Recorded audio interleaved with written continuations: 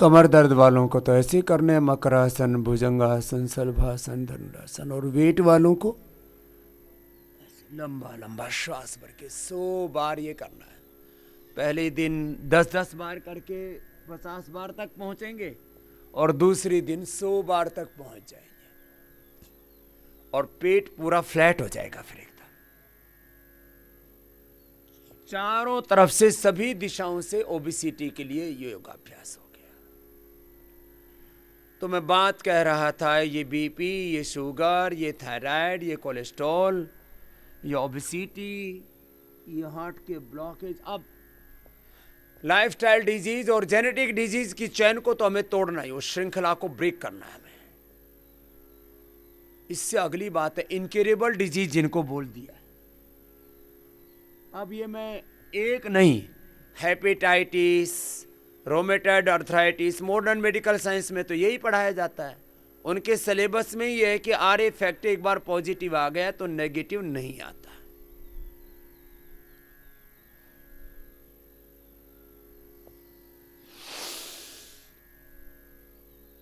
वहां बोला जाता है एक बार हार्ट के अंदर ब्लॉकेज आ गए, उनको रिवर्स नहीं कर सकते। एक बार किसी को मिर्गी के दौरे पड़ने शुरू हो गए तो फिर जिंदगी भर दवाई खिलाते हैं। एक बार एंक्लोजिंग स्पॉन्डिलाइटिस हो गया तो रिवर्स होगा ही नहीं, रिवर्सेबल नहीं है वो एंक्लोजिंग स्पॉन्डिलाइटिस। वो कहते हैं कि एंक्लोजिंग स्पॉन्डिलाइटिस की ही बात नहीं, वो कहते हैं किसी को पार्किंसन हो गया वो रिवर्सेबल नहीं है। वो कहते हैं कि किसी को एमएनडी हो गया वो तो रिवर्सेबल है ही नहीं। अब देखो मेरे पास में जो व्हील चेयर पर आते हैं उनका भी फायदा तो हो रहा है, रोकथाम उनकी भी हो रही है, लेकिन जो इस कंडीशन में आ गए कि कम से कम वो योगाभ्यास पूरा कर पाते हैं, पूरा नहीं तो कम से कम 50% कर लेते हैं, उनको मैंने 25 से लेकर के 50% यहाँ एक महीने में ठीक करके भेजा है। उनको एक महीना रखता हूँ, एमएनडी वालों को, मोटर न्यूरॉन डिजीज इसको बोलते हैं। और जितने भी ऑटोइम्यून डिजीज हैं, एसएलई है, एमएस है, अब मैं ये वो बीमारियां बता रहा हूं, अब इनमें हम 1-1 घंटा कपालभाति, अनुलोम विलोम और थोड़े उनके लिए जितने उपयुक्त आसन है उतने करवा देते हैं। ये एसएलई, ये एमएस, ये ऑटोइम्यून डिजीज, ये एमएनडी, ये एंक्लोजिंग स्पॉन्डिलाइटिस, ये पार्किंसंस। फिर अब जैसे यूटीआई आदि का तो मतलब लोगों ने घरों में रह करके अब ठीक कर लिया है, घरों में ही। गोखरू का पानी पिया, किसी ने थोड़ा गोक्षरादि चंद्र प्रभावटी भी ले ली, अभी तो गोखरू की हमने घनवटी बना दी है। गोखरू का पानी पिला करके यूटीआई के आपने पिछले 6-7 महीने से देख रहे हो, यहीं जिनको एक एक बूंद पेशाब के लिए तरसना पड़ता था और भयंकर जलन, और फिर उसके लिए ऐसी ऐसी औषधियां लेने वाले आते थे, उनको फिर पूरा शुद्धिकरण करवाते हैं, पूरा पंचकर्मा षटकर्मा की चिकित्सा, साथ में गोखरू का पानी सुबह से शाम तक। अभी मैंने 11 तरह का पानी यहां पर तैयार कर रखा है, वही पानी पीना है अपने अपने रोग में। दिव्य पेय से लेकर के, गिलोय से लेकर के, अर्जुन से लेकर के, सर्वकल्प से लेकर के, पंचामृत से लेकर के, और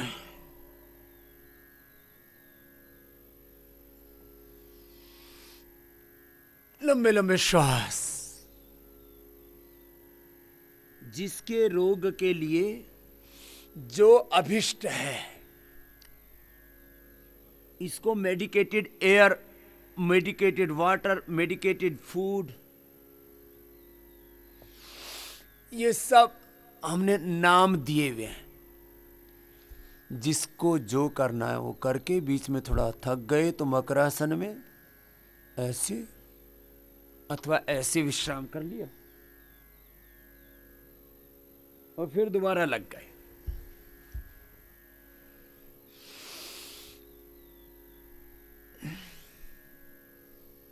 सामान्य पानी नहीं पीना, 3 से 4 लीटर मेडिकेटेड वाटर लेना है। वो चीज जा करके आपके रोम रोम तक पहुंच जाती है और कोई उपद्रव नहीं होता है। दवाई क्या होती है, उसकी डोज तीक्ष्ण होती है उसमें, तो क्योंकि उसका एक्सट्रैक्शन वाली दवाइयां देते हैं ज़्यादातर हम, तो दवाई तो आप 1-2 गोली से ज़्यादा नहीं खा सकते। लेकिन ये पानी दिन भर ये आपके एक रोम रोम तक पहुंच जाता है और वहां जाकर के जो उपद्रव है, जो अव्यवस्था हो रखी है, उसको ठीक करता है। इसलिए हम यहाँ ये वाटर थेरापी में spine bath, arm foot bath, hot cold flash, hold cold press जो आपको करते हैं, और अलग अलग प्रकार से जो वाटर थेरापी देते हैं ना, वो एक अलग प्रक्रिया। ये पीने वाली वाटर थेरापी, एक बाहर प्रयोग करते हैं पानी का, एक भीतर प्रयोग करते हैं। भीतर तो रोम रोम तक चला जाता है। फिर ये हवन में 10-11 तरह की सामग्री है। ये अपने आप में बहुत बड़ी चिकित्सा है। ये दिखती नहीं है, जैसे शरीर में आत्मा कहाँ दिखता है, अनंत गुणा हो जाती है एक एक औषधि की शक्ति। इसलिए हमारे यहाँ यज्ञों को बहुत महिमा दी गई है, उसके बहुत बड़े बड़े तथ्य कहे गए हैं, लेकिन लोग भूल गए। तो मैं अभी अलग अलग संदर्भों में तो उसको नहीं कह रहा हूं, आरोग्य के संदर्भ में जरूर कह रहा हूं। अलग अलग सिद्धियों की प्राप्ति अश्वमेध यज्ञ से लेकर के स्वर्ग और मोक्ष की प्राप्ति के लिए यज्ञों का विधान किया है शास्त्रों में। मैं उसकी बातें नहीं कह रहा हूं, मैं खाली आरोग्य के संदर्भ में कह रहा हूं। जो रोग दूर करना है उसके औषधीय द्रव्यों को हमने उसका एक फार्मूलेशन किया है, उसका एक कंपोजिशन तय किया है कि किस मात्रा में कौन से द्रव्य लिए जाएं, और उसकी सामग्री से फिर आपको हवन कराते हैं। अब ये भी असाध्य रोगों में खास करके हमने कंपल्सरी कर दिया है कि आप ये यज्ञ थेरापी लीजिए। फिर शुद्धिकरण की सारी क्रियाएं, पंचकर्मा षटकर्मा की औषधियां, सारी अलग अलग थेरापियां ये देते हुए 3 सबसे बड़ी थेरापी हैं यहां, जिनको आपको इनटेक करना है द्रव्य के रूप में। एयर थेरापी, वाटर थेरापी और फूड थेरापी। आहार भी हम आपको उतना ही देते हैं जितना आपके उपचार के लिए आवश्यक है। इसलिए मैं कहता हूं आहार उपचार है। क्या है बोलो? आहार उपचार है। जल भी उपचार है, जल भी औषधि आपके लिए, आहार भी औषधि आपके लिए। और ये प्राण तो सबसे बड़ी औषधि है ही। सामान्य प्राण की बजाय हम मेडिकेटेड एयर देते हैं हवन से, ये विशेष उपचार हो गया। अब इससे भी अगली बात सुन लो, विचार ही उपचार है। बोलो। और मैं रोज बोलता हूं, मैं स्वभाव से रोगी, रोग मेरा स्वभाव नहीं है। चलो 1 2 3 4 5 6 7 8 9 10 11 12 13 14 15 16 17 18 19 20। लंबे लंबे श्वास।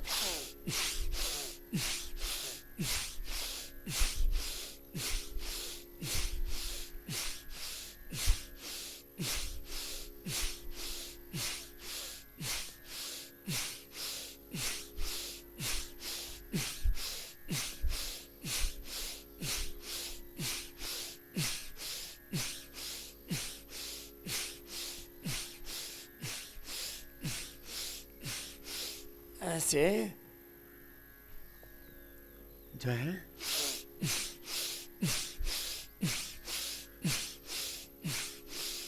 किया 50 बार, 50 बार फिर ऐसे करो। पहले तो छाती की थोड़ी के नीचे रख के किया था ऐसे, अब ऐसे रख लो और फिर लगे रहो। ऐसे धुन से लगन से करना पड़ेगा और फिर रोगों का होगा खात्मा। हाँ? लंबे लंबे श्वास ऐसे। जिसको जितना करने के लिए बोला उतना ही करना, कभी माड़े माड़े फंस जाओ। बोले बाबा जी मूसले चढ़ गए। लंबे लंबे श्वास।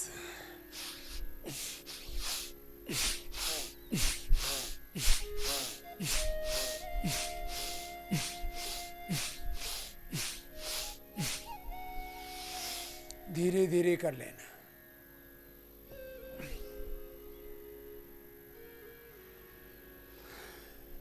ऐसे पूरा न कर पाए तो जिसको जरूरत है वही करना ना। बाकी तो मैंने भस्त्रिका, कपालभाति, अनुलोम विलोम, उज्जाई, शीतली, शीतकारी सब बोला हुआ है ना, वही करो ना। ये सब के लिए तो नहीं बोला ना। और इसको भी 100 से ज्यादा नहीं कराते, सबसे 100 तक तो करवा देते। फिर शलभासन भी ऐसे ही। फिर इसके बाद सीधे लेटने की बारी आएगी। चलो भाई एक भजन सुना देते हैं, बहुत देर हो गई। भजन के साथ, कीर्तन के साथ, नाम जप के साथ, यहां सब कुछ है। यहां योग है, सत्संग है, भजन है, कीर्तन है, प्रवचन है, स्वाध्याय है, तप है, ईश्वर प्रणिधान है। यहां सब रोगों का समाधान है। और मात्र रोग नहीं, जीवन की समस्त समस्याओं का समाधान। ऐसे एक एक पैर से 100 बार ये भी करना, चारों तरफ से घेरना है। शत्रु जब सबल होता है, चारों ओर से आक्रमण कर रखा है रोगों ने, विकारों ने, दोषों ने, तो चारों ओर से तुम्हारा पुरुषार्थ भी उतना ही सबल होना चाहिए।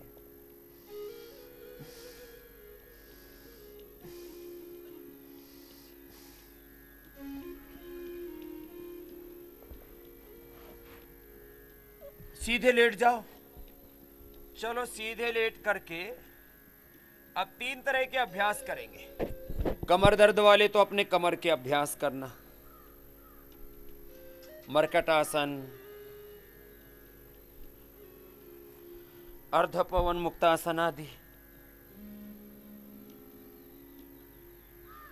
और चलो लेटो। जब तक मैं नहीं लेटता, लेटते ही नीचे ले। हाँ चलो करो, एक एक पैर से, दोनों से 100 बार।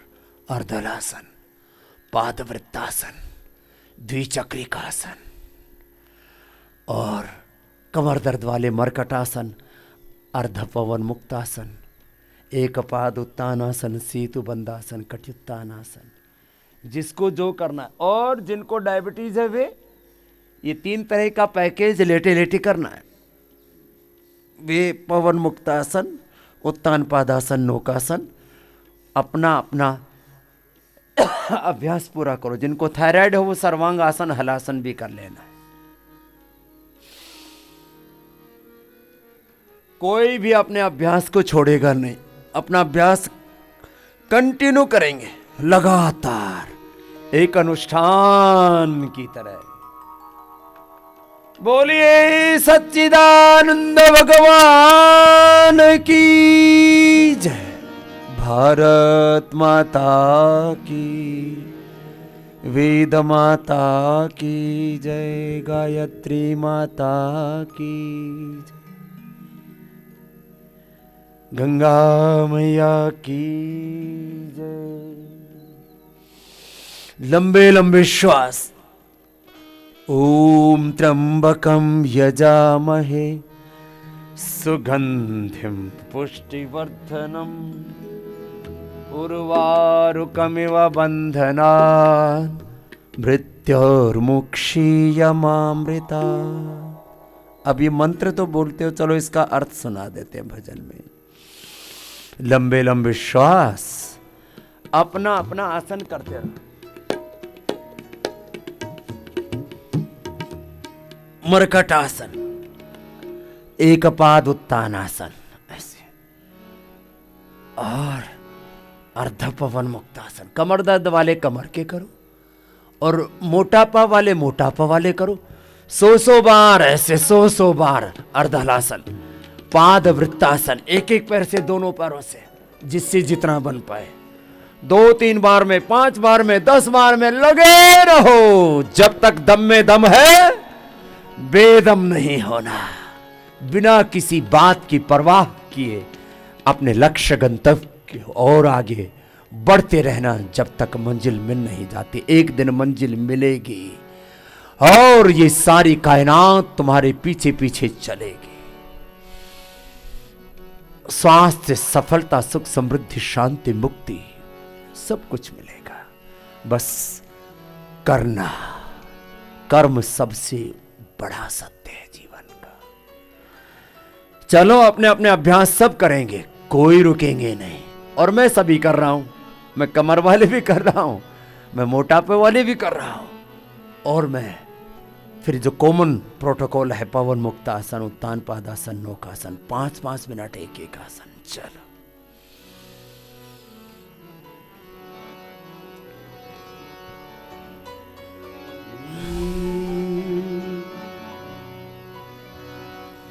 त्र्यंबकं यजामहे सुगंधि पुष्टिवर्धनम् सुगंधिम पुष्टि वर्धनम् बचाओ मृत्युपाश से त्र्यंबकं यजामहे सुगंधिं पुष्टि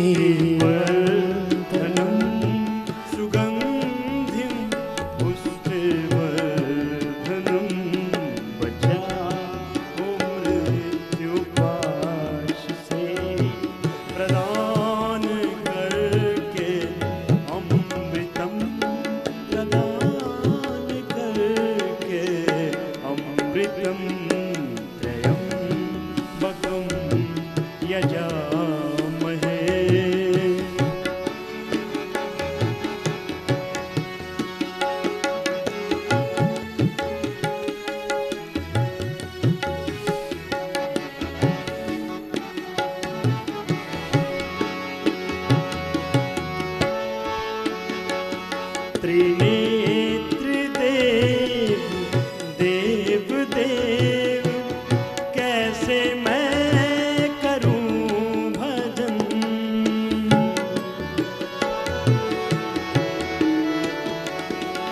त्रिनेत्र देव देव देव कैसे मैं करूं भजन विधि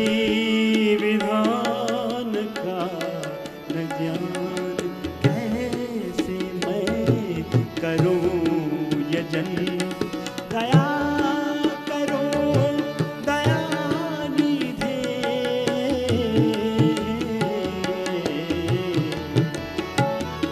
दया करो दयानिधे समस्त दुख नाश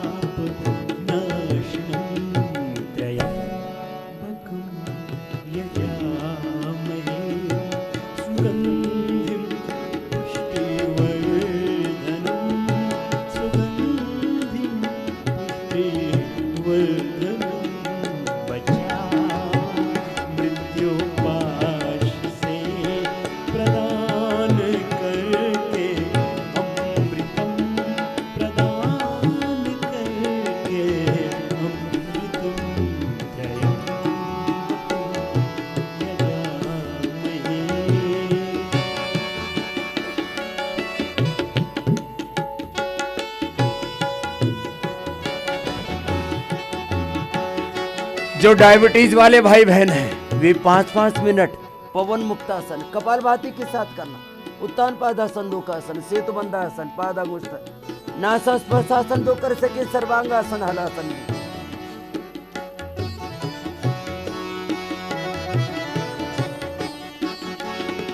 अनंत एक हो तुम्ही, अखंड भी तुम्ही तो।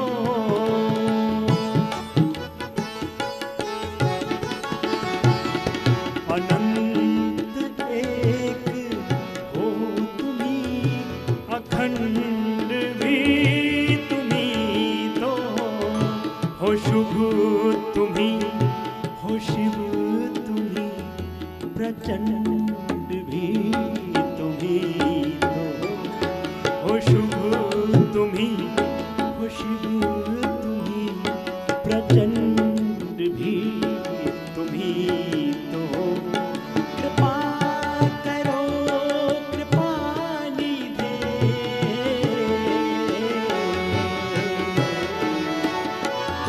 कृपा करो कृपा निधे, समर्थ कर नाशनम त्रयम्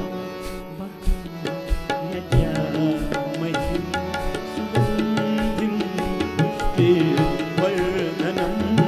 सुगन्धिं पुष्टिवर्धनं। बचाओ मृत्युपाश से प्रदान करके अमृतम, प्रदान करके अमृतम त्र्यंबकं यजामहे।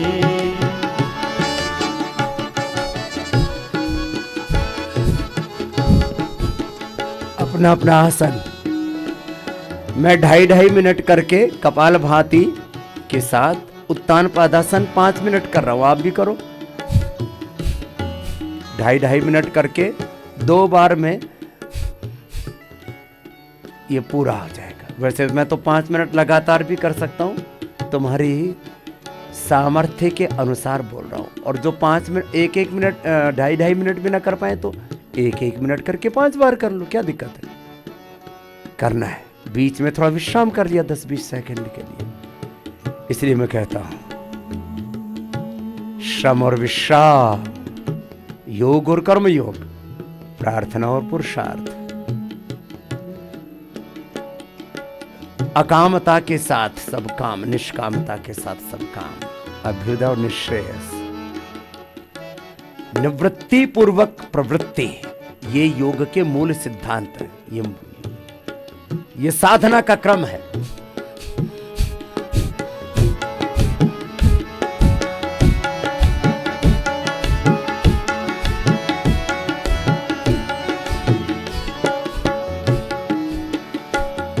ये श्वास है पुकारती कि मैं वही हूँ जो हो तुम। कहती दिल की धड़कने, जहाँ हूँ मैं वही हो तुम।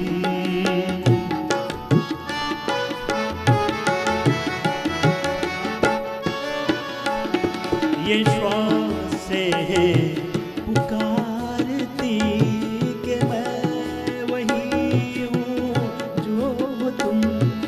कहती दिल की धड़कने, जहाँ हूँ मैं वही हो तुम। नमन तुम्हें, नमन तुम्हें,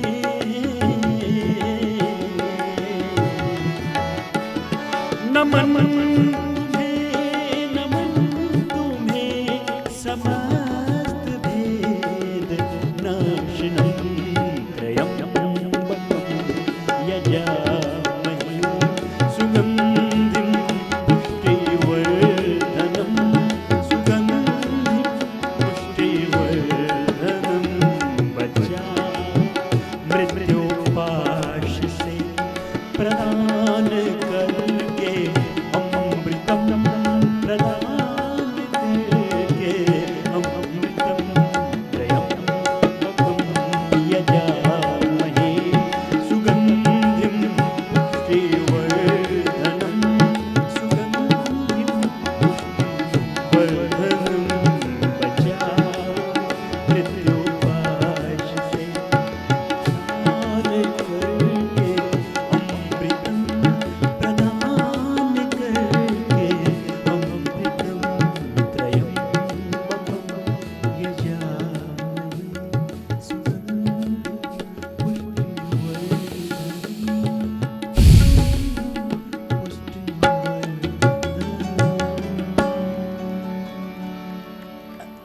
तुम भी कर रहे हो या मेरे लिए ताली बजा रहे हो?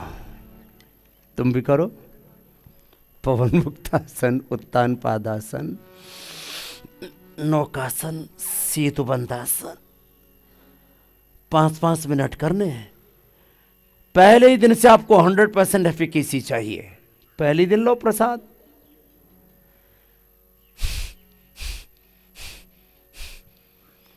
रिलैक्स हो जाते हैं सेतु बंधासन करने से।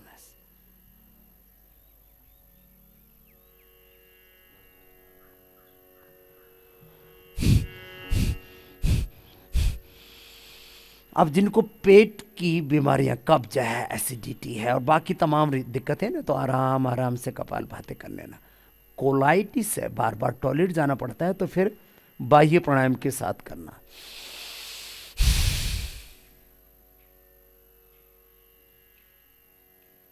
या सांसों की गति सामान्य चलती रहे,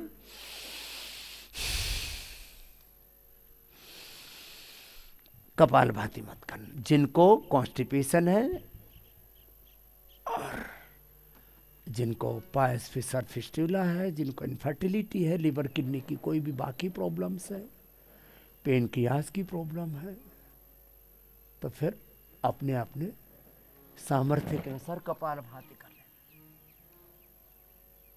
जिनका शरीर फ्लेक्सिबल है वे पादांगुष्ठ नासास प्रशासन भी कर लेना। अब फ्लेक्सिबल नहीं है तो फिर तो ये अंगूठे नासिका के पास आ ही नहीं पाएंगे ऐसे।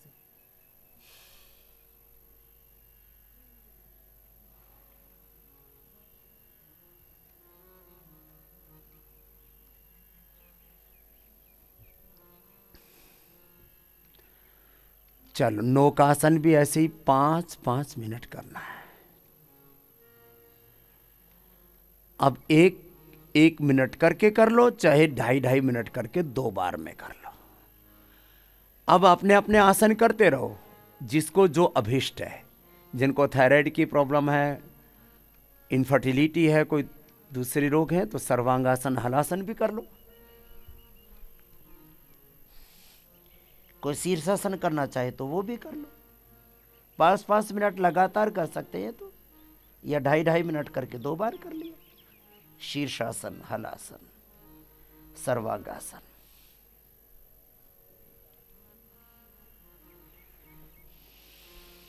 अब नौकासन भी ऐसे ऐसे देखो,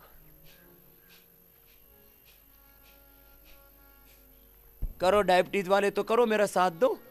जिनको डायबिटीज है वे, और जिनको हाइपरटेंशन है वो शीर्षासन सर्वांगासन मत करना। उच्च रक्तचाप वाले।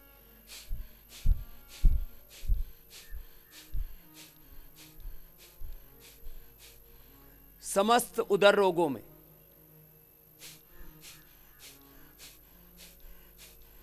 डायबिटीज में पहले जोर पड़ता है इसमें। मैं करता हुआ हल्का सा दिखता हूं, इसमें क्या दिक्कत है? दिक्कत तो कुछ नहीं है, करो जरा।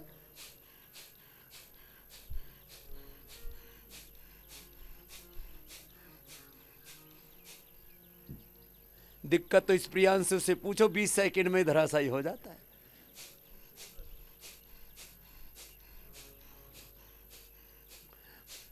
तीस सेकंड करके कर ले।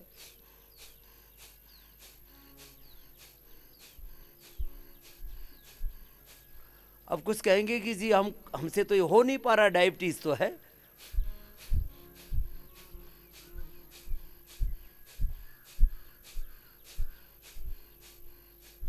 तो फिर वो क्या करे?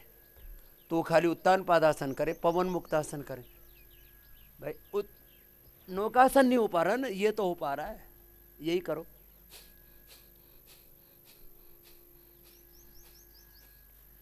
दोनों पैरों से उत्तान पादासन भी नहीं हो पा रहा है, उत्तान पादासन भी यदि दोनों पैरों से नहीं हो पा रहा है, एक्सेप्शन के तौर पर तो एक एक से तो करो।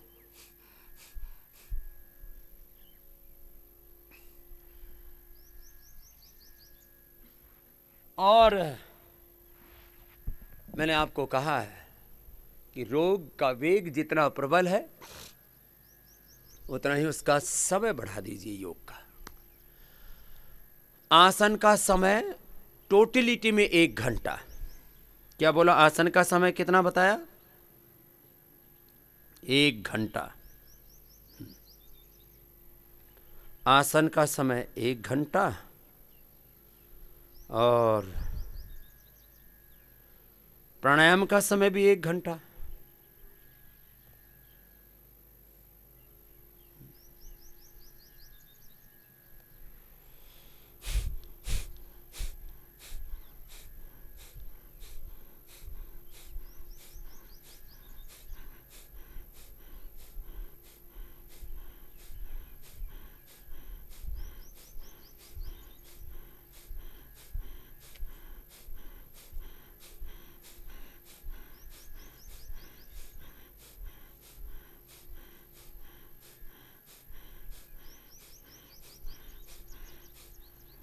कपालभाति, अनुलोम विलोम 1-1 घंटा करो अपना अपना।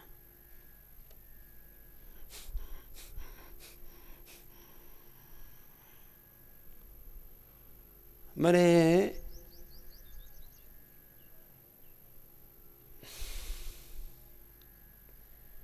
मेजर थैलीसीमिया के रोगियों के बारे में एक बहन महाराष्ट्र से आई थी, वैजयंती।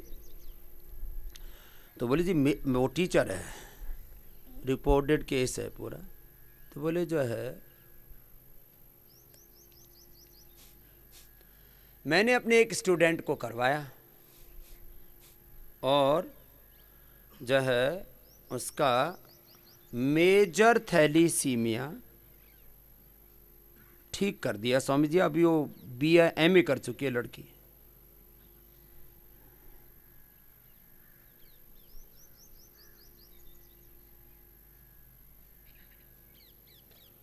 अब देखो जिसको जैसा उपयुक्त है। अब जैसे डायबिटीज के लिए आसन ही उपयुक्त है तो प्राणायाम के साथ आसन कर लो ना, कपालभाति आसन के साथ करो। चाहे 5 आसन चुन लो, चाहे 10 चुन लो, चाहे 12 चुन लो। जो 10-12 पूरे कर सकते हैं बच्चे तो पूरे ही करें ना। सर्वांगासन, हलासन पूरे करें, 12 आसन कर लें। बाकी जो अधिक नहीं कर पाते वो मंडूकासन। ये नीचे नहीं बैठ सकते तो कुर्सी पर बैठ के तो कर ही सकते हैं ना। मंडूकासन, शशकासन, ये तो सब कर लेते हैं। अब लेकिन होता क्या है, थोड़ी देर करते हैं और फिर छोड़ देते हैं। ये कार्यक्रम नहीं चलेगा। अपना अभ्यास पूरा करना पड़ेगा आपको। देखो इसमें कोई कंजूसी नहीं करो।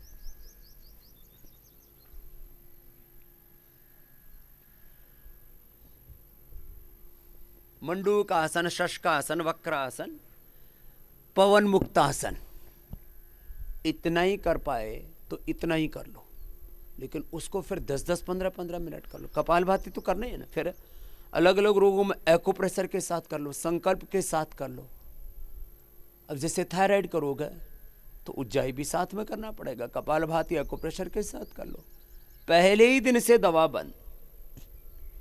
छोटी छोटी चीजों का बड़ा महत्व होता है।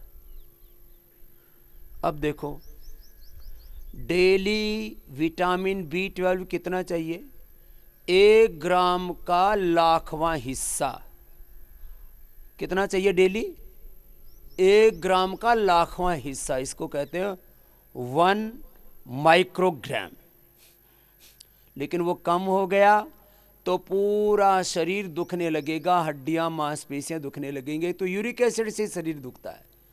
एक विटामिन B12 की डेफिशिएंसी से दिखता है। और मैं आप सबका चेक कराऊंगा तो कम से कम 30 से 50% आपका विटामिन B12 कम मिलेगा। जिन्होंने चेक करवाया उनको पता है, बाकी को बहुतों को पता ही नहीं। B12 की डेफिशिएंसी 25 to 50% लोगों में है। उसके 3 मुख्य कारण हैं। एक तो धूप में नहीं बैठते। 1 घंटा धूप में बिना कपड़े के बैठना जरूरी है। अब माताएं बहनों के लिए तो और समस्या, विदेशों में तो ऐसे नंग धड़ंग पड़े रहते हैं, कोई पूछता नहीं, गाय भैंस की तरह।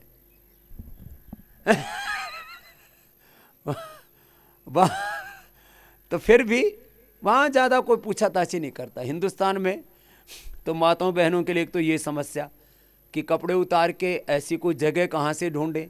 सब तो जो है कंक्रीट के जंगलों में रहते हैं, घर गुल्ले बना रखे हैं, 10 बाई 15 के 10 बाई 15 के 2-3 कमरे मिलते हैं। और उसमें भी मैं कल गुड़गांव में, परसों गुड़गांव में था, तो पूछा भाई कितने का ये घर गुल्ला? बोला जी 8 करोड़ का। बताओ 8 करोड़ में तो 3 कमरे मिलते हैं। मुंबई में, दिल्ली में, जहाँ कोई बढ़िया सी कॉलोनी हो, 8 करोड़ के 3 कमरे, 4 कमरे मान लो, छोटा सा बीच में क्या नाम, कौन सा डाइनिंग रूम बोलते हैं, ड्राइंग रूम, जो भी हो, पता नहीं कौन सा रूम, क्या क्या रूम है, लिविंग रूम। लिविंग तो अंदर वाला होता है जिसमें रहते हैं, वो बेडरूम है। अच्छा, इतना बेड हो गया हो।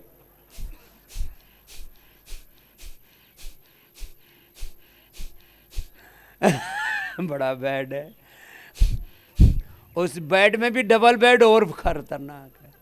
हाँ। और उसमें भी जब दोनों खर्राटे मारते हो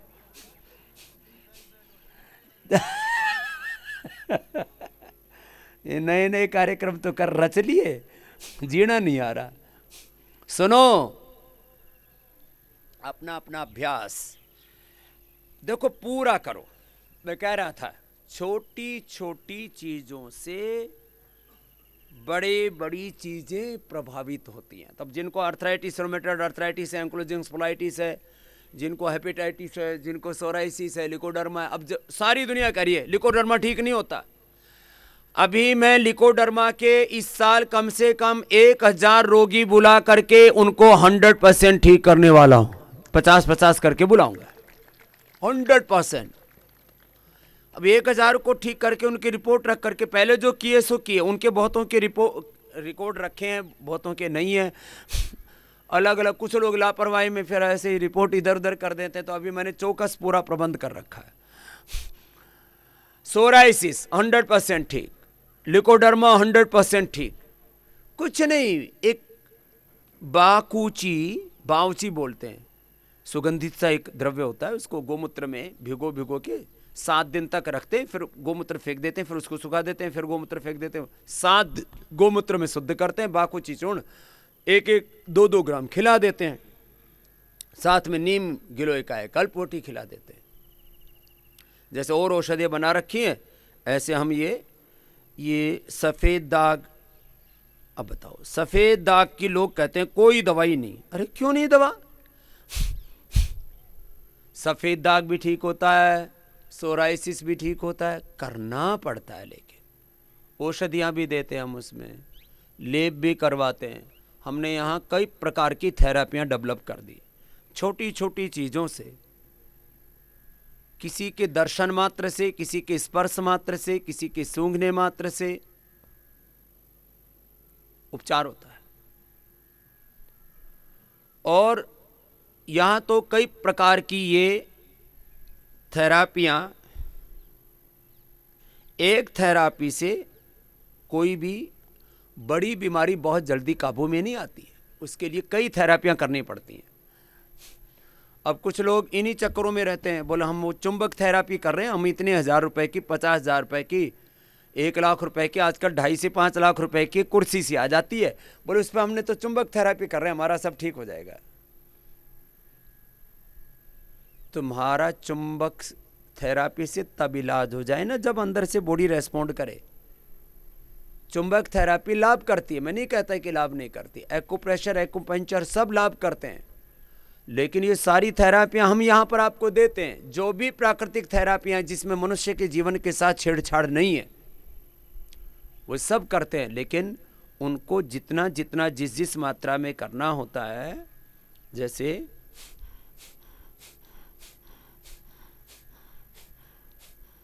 आपको मैं बता रहा था, vitamin B12, vitamin D, vitamin C, iron, calcium, zinc,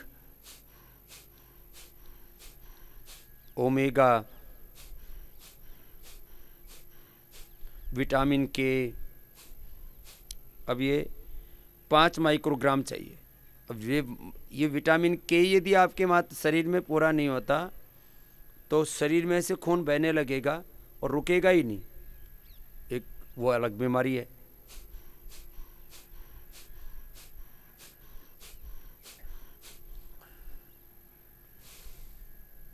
vitamin E 10 microgram चाहिए।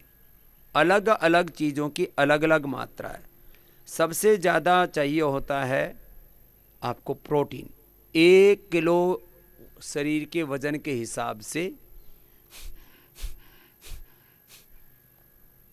1 ग्राम प्रोटीन चाहिए, और उससे यदि आपको 1/3 में, 1/4 में या 1/10 में काम करना हो तो फिर ये स्पिरुलिना का ले लो, क्योंकि उतना डाइजेस्ट नहीं हो पाता। अब 100 किलो वजन है और 100 ग्राम यदि उसने खा लिया प्रोटीन तो डाइजेस्ट ही नहीं होता उसको, तो उसको 2-2 कैप्सूल स्पिरुलिना के खिला देते हैं। फिर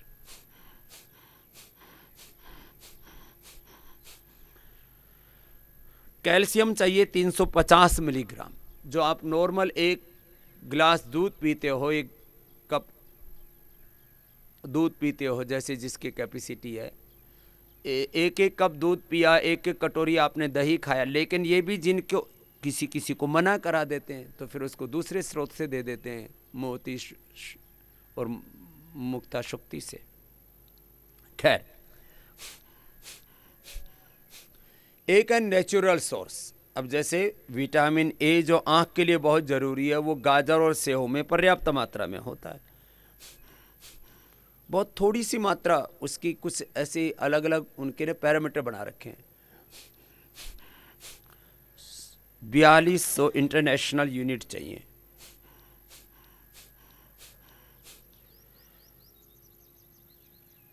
कोलेजन तुम्हारी स्किन के लिए चाहिए होता है। कोलेजन सबसे अधिक और सबसे प्रभावी मात्रा में जिसको बॉडी एब्जॉर्ब कर लेती है वो होता है तिल में और गाजर में।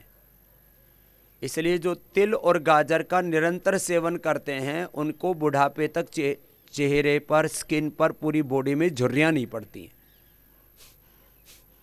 नेचुरोपैथी में गाजर बहुत प्रयोग करते हैं। और गाजर भी, इसके ऊपर भी मैं रिसर्च कर रहा हूँ। एक पहले गाजर होती थी काली गाजर, फिर ये अंग्रेज लेकर के आ गया हमारे हिंदुस्तान में लाल गाजर। वो काली गाजर ज़्यादा अच्छी होती है, खास करके हीमोग्लोबिन बढ़ाने से लेकर के, और बाकी जो पोषक तत्व हैं उसमें ज़्यादा होते थे। पहले गांव में डांगरों को खिलाया करते और उसी की सब्जी बना के खाया करती, इतनी मीठी होती थी। और 1 चम्मच घी डाल दो तो फिर तो कोई पकवान की ज़रूरत नहीं।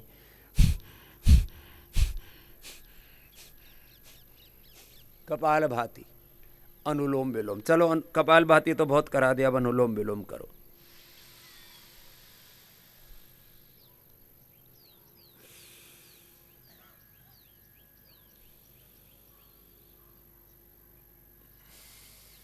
तिल, गाजर और जो आपको इम्यूनोग्रिट पाउडर, इम्यूनोग्रिट वटी देते हैं उसमें कोलेजन होता है।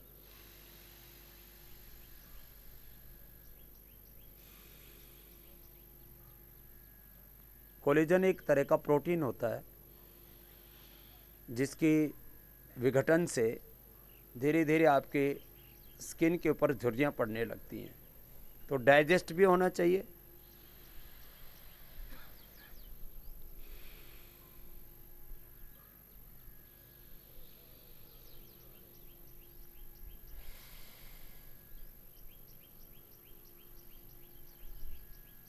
शरीर में जो खाओ लगना चाहिए और ठहरना चाहिए, फ्लैश आउट नहीं होना चाहिए।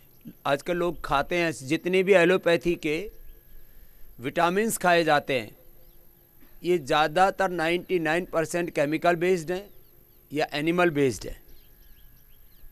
तो एनिमल्स की प्रकृति तुम्हारी प्रकृति के अनुरूप नहीं है और केमिकल्स को बॉडी अडोप्ट नहीं करती है लंबे समय तक, तो उनका असर होता है बहुत थोड़े से समय के लिए।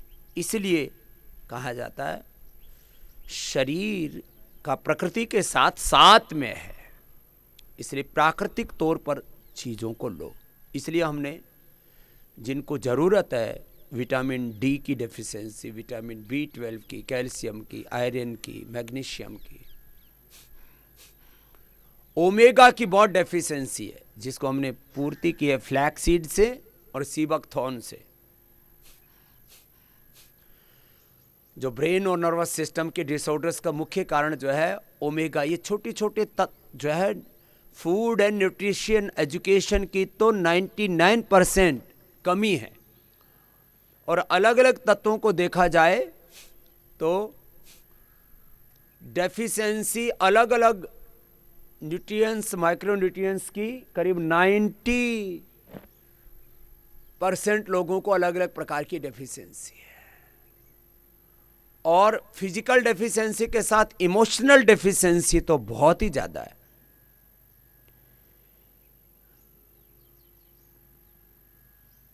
वैचारिक अल्पताएं, न्यूनताएं, दरिद्रताएं, मेंटल डेफिशिएंसी, जैसे कोई पोषक तत्व की कमी हो जाती, ऐसे हमारे भीतर श्रद्धा है, भक्ति है, प्रेम है, कृतज्ञता है, सहिष्णुता है, धैर्य है, वीरता है, शौर्य है, पराक्रम है। इसी को श्रीमद् भगवत गीता में दैवी संपद का है। ये 26 गुण है, इनके डेफिशिएंसी नहीं होनी चाहिए। अभयम सत्व संशुद्धिर्ज्ञान योग व्यवस्थिति, दानम दमस्य यज्ञश्च स्वाध्यायस्तप आर्जवम्, अहिंसा सत्यम अक्रोधस्त्यागः शान्तिरपैशुनम्, दया भूतेषु लोलुप्त्वं मार्द्वं ह्रीरचापलम्, तेजः क्षमा धृतिः शौचम् अद्रोहो नातिमानिता, भवन्ति संपदम दैवीम अभिजातस्य भारत। ये दैवी गुण, इनकी डेफिशिएंसी नहीं होनी चाहिए। इससे फिर जीवन में कई प्रकार के उपद्रव होते हैं, अशांति होती है। तो चलो अभी थोड़ी देर सूर्य के त्राटक के साथ आपको ध्यान भी करा देते हैं। ध्यान भी कम से कम 3 से 5 मिनट का सबको करना चाहिए। और जो जीवन मुक्त होना चाहते हैं, इसी जन्म में जो मुक्ति को पाना चाहते हैं,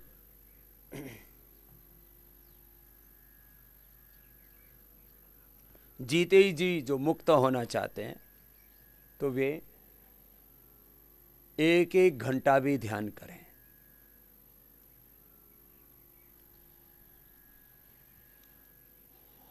ध्यान में हम भगवान की भक्ति करते हैं।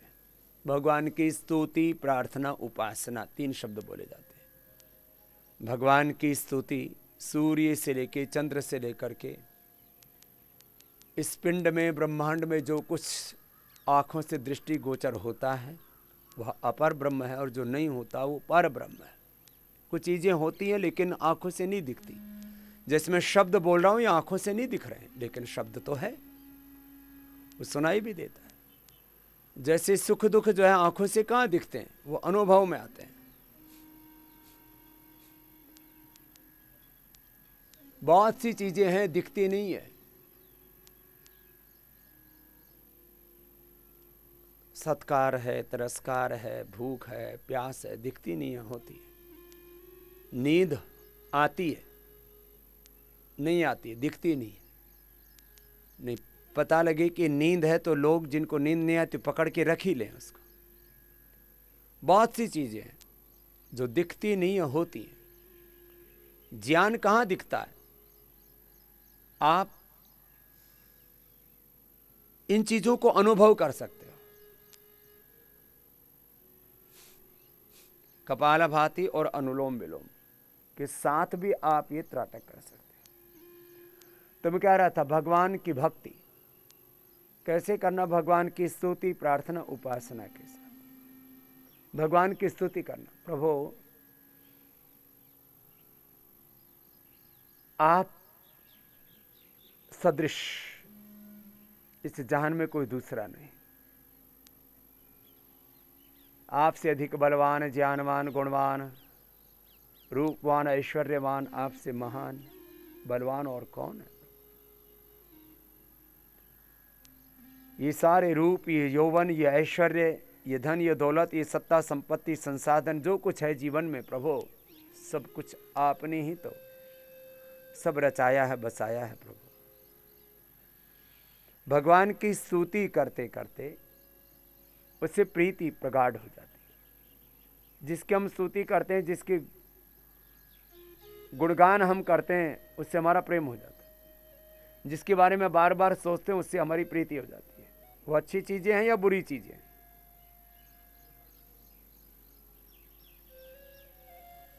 प्रार्थना से निरभिमानिता आती है और उपासना से उसके साथ हम एक हो जाते हैं, तन्मय तद्रूप एक रूप हो जाते हैं।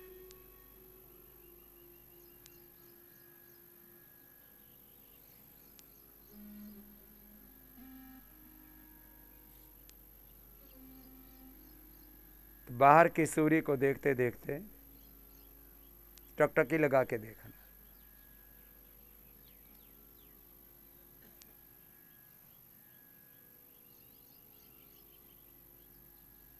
और जिनकी आंखें थक जाएं, कम से कम 1 मिनट तो देखना ही, उससे पहले मत थकना, मत रुकना, इतना तो पुरुषार्थ करो। तो फिर 1-2 मिनट के बाद आप आंखें बंद कर सकते हैं थोड़ी देर के लिए और फिर खोल लें। और इस सूर्य एक प्रतीक है प्रकाश का, ज्योति का। इस सूर्य की ज्योति से हमारी आत्म ज्योति, ब्रह्म ज्योति जागृत हो जाती है और जीवन में प्रकाश ही प्रकाश हो जाता है। नहीं तो बहुत अंधेरा है मन में। तो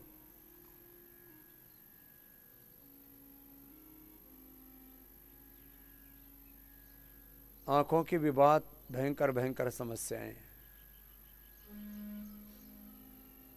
करीब 20-25% लोगों को आंखों की समस्या है।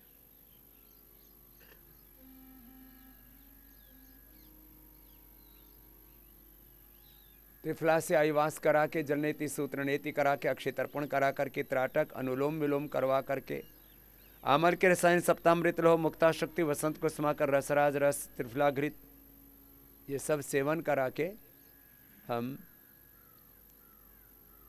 ये नेत्र ज्योति के सब रोग विकार दूर कर देते हैं। ये कैटरैक्ट, ये ग्लूकोमा, ये आंखों पर चश्मा, retinitis pigmentosa, double vision, colour vision,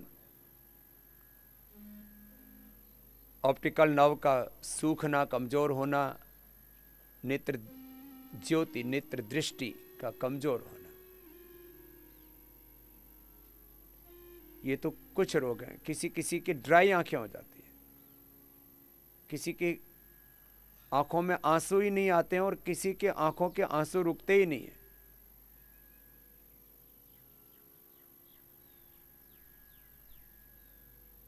आंखों का जो भी रोग हो उसमें बड़ा अद्भुत लाभ करता है त्राटक।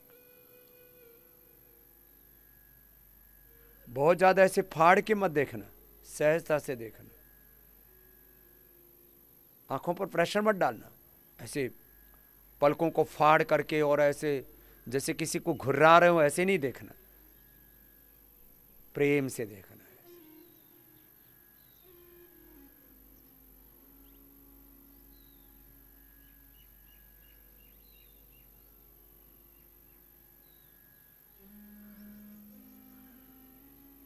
और जब सहजता से ऐसे देखते हैं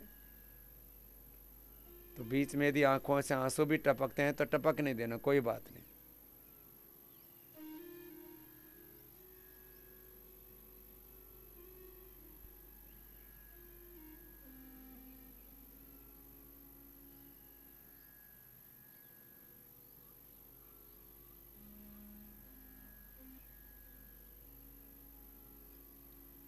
इससे मन के को शांति मिलती है, एकाग्रता भी बढ़ती है। अब आंखें टकटकी लगा करके ऐसे देख रहे थे, अब थोड़ी देर आंखें बंद कीजिए तो जैसे सूर्य उदय होता है ना, ऐसी लालिमा सी आज्ञा चक्र में, भ्रुकुटी में, सहस्रार में दिखेगी। ये बाह्य त्राटक था, अब आंतरिक त्राटक कीजिए आंखें बंद करके। और इसी स्थिति में किसी को अनुलोम विलोम भी करना हो तो वो भी कर लीजिए। जब करना है तो मन ही मन ओंकार का और गायत्री का, ओम भूर्भुवः स्वः तत्सवितुर्वरेण्यं भर्गो देवस्य धीमहि धियो यो न प्रचोदयात्।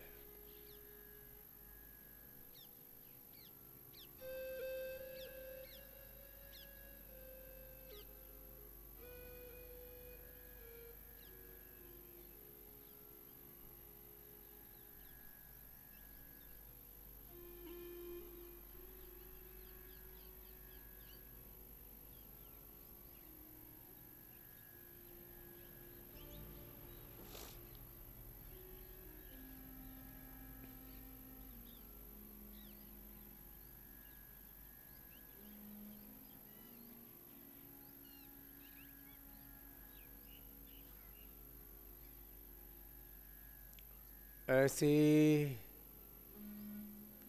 ये त्राटक करके फिर भ्रामरी उद्गीत करते हैं ना, तो अपने आप ही ध्यान लग जाता है अंतर्मुखी होकर के। ये भी बहुत जरूरी है।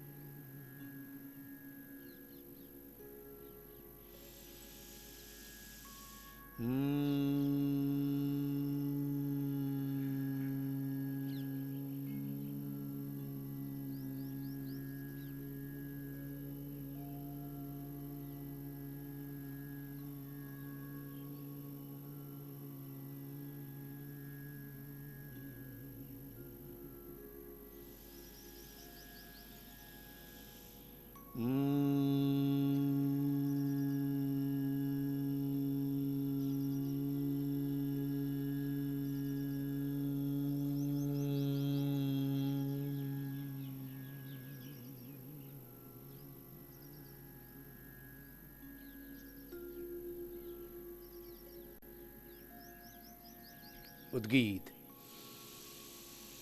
ओ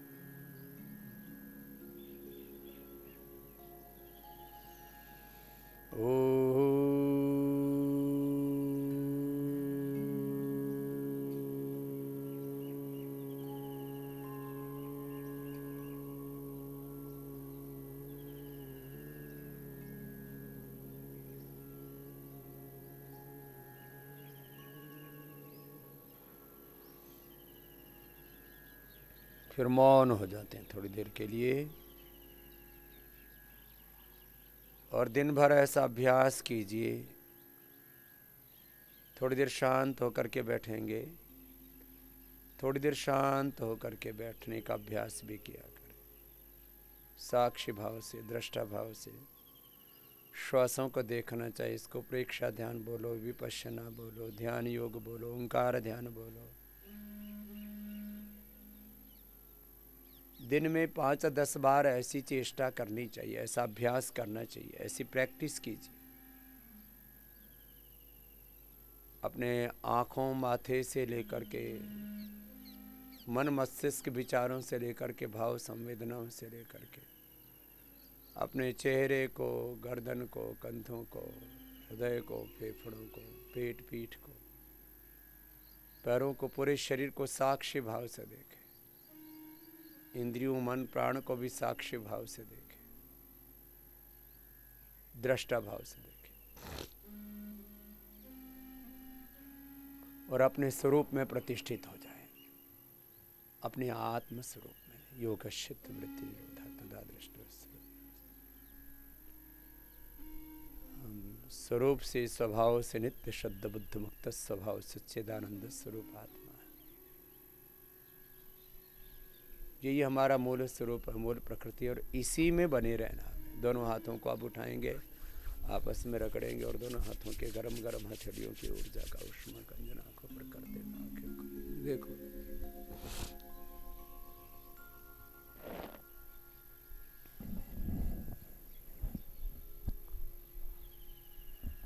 अब उज्जाई प्राणायाम भी वो कर लेंगे जिनको थायराइड की प्रॉब्लम है।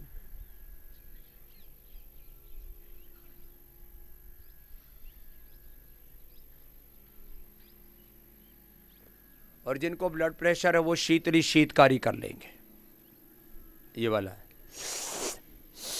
ये दोनों 11-11 बार कीजिए, 21 बार कीजिए। अब आपसे कुछ बात कह रहा हूं। आप में से कितने ऐसे भाई बहन हैं जो कोरोना से संक्रमित हुए थे और 1-2 दिन से लेके, मेरा ये हजारों लोगों पर प्रत्यक्ष अनुभव है, यहीं पर जो आए, क्योंकि यार कोरोना नेगेटिव रिपोर्ट लेके आना कंपलसरी है, और जो ठीक होकर के आए वो यहीं पर हजारों लोग आ चुके हैं। एक पूरी फैमिली संक्रमित हो गई। किसी ने 24 घंटे में, किसी ने 2 दिन में, किसी ने 3 दिन में, किसी ने 7 दिन में कोरोना को हरा दिया। कोरोना नेगेटिव जो पॉजिटिव हो गए थे और बाद में योगाभ्यास से जो नेगेटिव होके आए हैं वो हाथ उठाना। कोरोना नेगेटिव होकर के आए हुए, अभी हाथ हिलाइए जरा। ये तो कोरोना जीत करके भी काफी आए हुए हैं, अच्छी बात है।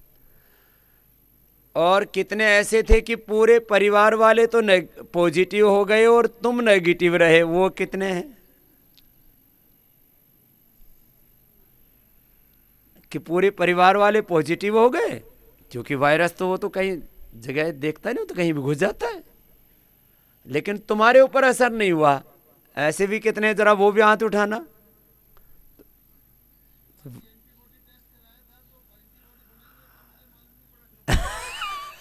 वो एक दूसरा है कि एंटीबॉडी टेस्ट कराए और पता लगा कि कोरोना होके चला गया, कब आया और कब गया पता ही नहीं लगा। ऐसे एंटीबॉडी जिनमें मिले पता ही नहीं लगा, वो हाथ उठाना। एंटीबॉडीज, ये भी बड़ी संख्या है, तीनों ही तरह के लोग हैं। तो तीनों तरह के लोग हैं यहां, जिन्होंने होने के बाद हराया वो भी हैं। सबको हो गया, उनको नहीं हो पाया, उन्होंने पहले से ही थोड़ा योगाभ्यास किया, थोड़ा अपनी इम्यूनिटी को मेंटेन रखा और सारी कोरोनिल भी खाते रहे। तो आज इसी का प्रोग्राम हमने रखा है, क्योंकि अभी आप थोड़ा बहुत तो अपडेट रहते ही हो। मुंबई, महाराष्ट्र, बेंगलोर, दिल्ली से लेके पंजाब से लेके पूरे देश में कोरोना फिर पूरी रफ्तार से बढ़ रहा है। जहां ज्यादा टेस्ट करा रहे हैं वहां पता लग रहा है, बाकी पता नहीं लग रहा, बस इतना ही अंतर है। ये भी एक अलग प्रकार का एक राजनीतिक पूरा तामझाम है कि कितने रोगी दिखाने उतनों के टेस्ट करवा लो। जब आपको संख्या कम दिखानी हो तो टेस्ट कम करा लो, और जब संख्या बढ़ानी हो तो टेस्ट ज्यादा करा लो, उधर ही मिलेगा। खैर, क्योंकि आप में जिनको एंटीबॉडी मिले और कोई लक्षण नहीं आए, मतलब कोई विशेष लक्षण नहीं आए, एंटीबॉडी मिले, और कोई परिवार में घर में किसी को पता भी नहीं लगा, तो जिनको एंटीबॉडी मिले और लक्षण नहीं आए वो खड़े हो जाओ। उसको एसिम्प्टोमेटिक बोलते हैं। लक्षण आए मैंने बिना लक्षण आए, बाद में पता ऐसे टेस्ट करा, लेकिन एंटीबॉडी देखते रहते हैं। कोरोना अपने आप ही दस्तक नहीं दे के गया था। खड़े होना जरा, ऐसे ही हुआ था, आया और चला गया, पता नहीं लगा। तो आप लोग भी आ जाओ। 5-7 का ग्रुप तो ये चाहिए मुझे। आज मैं 25-30-40 लोगों के साथ एक कार्यक्रम का कुछ संदेश के साथ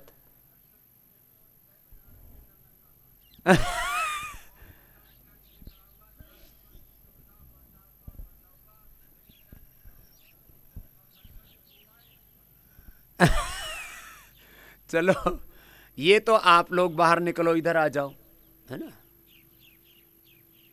आप लोग इधर बाहर निकलो, और जिनको जबरदस्त हो गया था अटैक, लेकिन उन्होंने योग और सांसारी कोरोनिल खा करके ठीक किया, वो खड़े होना।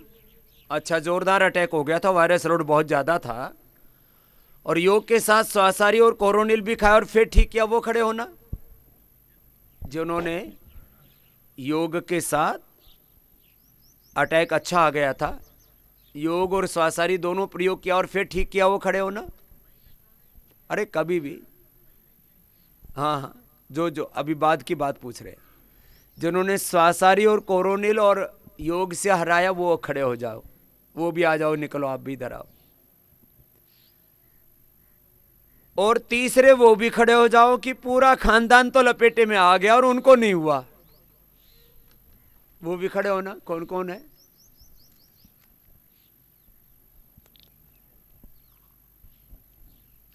पूरा परिवार लपेटे में आ गया। आ जाओ, आ जाओ, अपना झोला झंडी उठा के ले आओ। आपको उधर तालाब के किनारे लेकर के उधर आज एक स्पेशल सेशन रखा है। अब ये सब तरह के एग्जाम्पल हमारे पास में। कुछ लोगों ने तो 24 घंटे में ही कोरोना को हरा दिया, पता लगा, और 2 दिन तक कपाल भाती अनुलोम विलोम करते रहे और गिलोय पीते रहे। 24 घंटे के अंदर ही नेगेटिव रिपोर्ट। ऐसे भी आप में से भी बैठे हैं कोई 24 घंटे में भी जिनकी रिपोर्ट नेगेटिव आई है। बहुत लोगों ने कि बोले स्वामी जी ने बता रखा है जब वेग ज्यादा हो बीमारी का तो सुबह से शाम तक कपाल भाती अनुलोम विलोम करो। उन्होंने अपना खाना पीना छोड़ के खाली अनुलोम विलोम करते रहे और थोड़ा बहुत जूस जास भी पी लिया, तो फिर अनुलोम विलोम करते रहे। कपाल भाती अनुलोम विलोम किया, 1 से 2 दिन में हरा दिया। ये सारे एग्जाम्पल मैंने अपनी आंखों से देखे हुए हैं, इसलिए हमको कोरोना से कतई डर नहीं लगता। ये तो एक व्यवस्था बनाए रखने के लिए, चाहे यहाँ पर और अलग अलग तरह की सबकी इम्यूनिटी का लेवल है, इसलिए नेगेटिव रिपोर्ट के साथ आपको बुलाते हैं। ये तो इतने बड़े एग्जाम्पल हैं। और जिन्होंने बीपी शुगर के बावजूद कोरोना को हरा दिया, बीपी था, शुगर था, हार्ट की प्रॉब्लम थी, उम्र ज़्यादा थी, बीपी शुगर हार्ट प्रॉब्लम उम्र ज़्यादा, बोले ये जिनको है वो कोरोना हो गया तो पटापटी मरेंगे, ऐसा। बोले जिसको हुआ वही पटक गया, ऐसा। हाँ,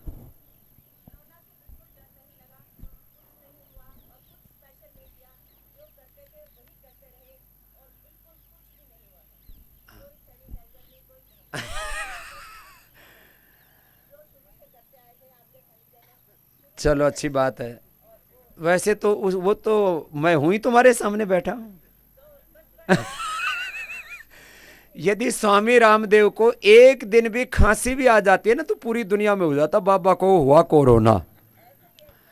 और ब्रेकिंग न्यूज बनती वर्ल्ड की सबसे बड़ी, योगी हुआ रोगी, बिग ब्रेकिंग। तो मैं तुम्हारे सामने बैठा हुआ हूं, एक दिन भी मैंने ऐसा नहीं हुआ जब सुबह 5 बजे से लेके बाई चांस किसी दिन मैं 2-3 बजे तक जगा किसी कारण से, तो 6 बजे आ गया हूं। 5-6 बजे से, वो 6 बजे वाला तो अपराध, 6 बजे वाला काम तो पूरे 365 दिन में 5-6 दिन हुआ होगा। नहीं तो 5 बजे से लेकर के 10 बजे तक रोज इस कोरोना काल में कोई एक व्यक्ति है जिसने सबको योग सिखाया, वो स्वामी रामदेव तुम्हारे सामने बैठे। 10 बजे तक सिखाता हूं। पहले आस्था, फिर इंडिया टीवी, फिर एबीपी, और बीच बीच में तो सारे चैनलों को देना पड़ता था मुझे। कभी कभी तो ऐसा होता था सुबह से शाम हो जाती थी, हर एक चैनल वाला बोले स्वामी जी इसको दिया तो हमको भी दो।